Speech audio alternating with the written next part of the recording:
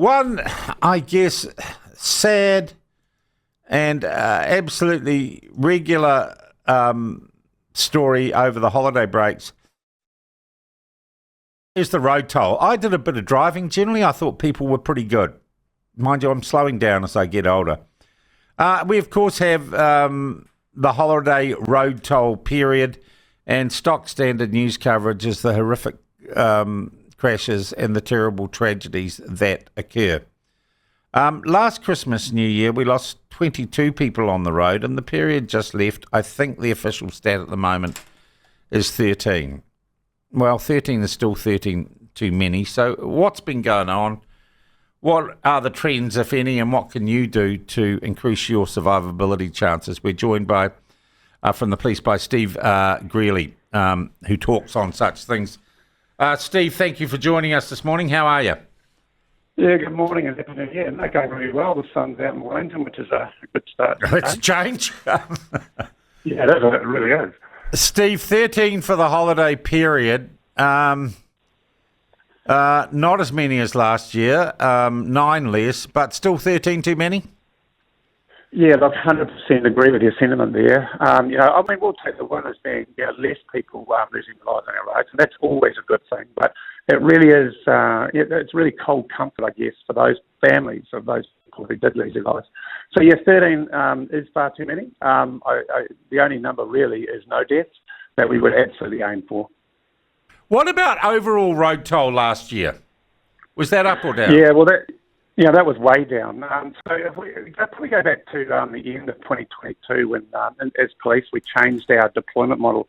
So we changed the way we went about road policing in quite a significant way. So we realised that most of our trauma, it was actually at the time it was 73%, was on the open and rural road network.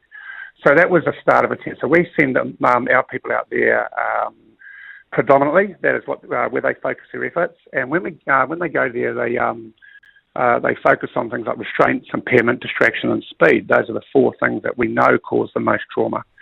So look, what we did, we've seen the impact since December 2022. So we had 31 less deaths in 2023, and then last year, of course, we had around 52 less deaths. So we know we're on the right track with what we're doing. Has speed got anything to do with it? Because there's a lot of political rhetoric about Simeon Brown putting back up the speed limits and Labor saying this is going to cost lives, etc. Is there any evidence to suggest that's true? Oh, look, speed, globally, speed is accepted as probably the number one factor in terms of causation for death and serious injury. It causes the most crashes. But look, I'll steer well away from getting into that sort of debate around speed limits and things. But having said that, the police role in what we call the safe system. So there's a lot of things agencies do to bring down road trauma. Police has a role in that around prevention, and we do that through our communications, our education.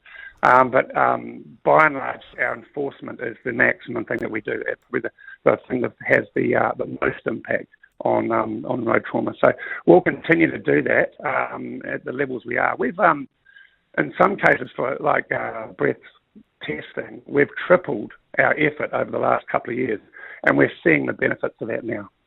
Yeah. What is the single biggest thing that individual drivers can, if we take speed out of it, what is the single thing that most of us do wrong that puts us at risk? There was one behaviour you could change.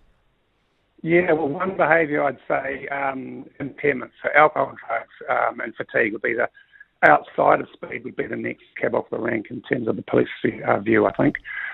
Far too many people continue to drink and drive. And we see the horrific impact of that on the roads where everybody sees it, unfortunately. Yeah. Well, as I said, 13 deaths, still 13 tragedies, 13 families, all the connections who have to go through the trauma of that. Do you start a year with like a goal or a target that you don't want to go over in terms of road deaths, Steve, or do you just keep on keeping on? Look, we keep on keeping on, but we try to refine what we do. And we use global evidence to do that, to inform how we deploy our people and what we get them to focus on.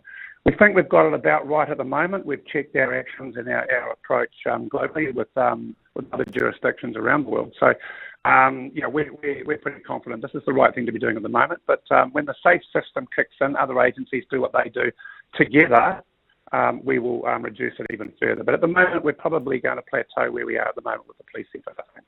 All right. Hey, Steve, thank you for your time, and thank you to all your colleagues for the excellent work you do, not just over the holiday period, but year-round, keeping us safe on the roads. Well, thanks, Sean. Appreciate it. Have a good one. Cheers. That is Steve Greally from from New Zealand Police. Just talking about the roads, I got to say, the time I spend on the road, most people driving well, driving to the conditions, and, touch wood, let's stay safe out there.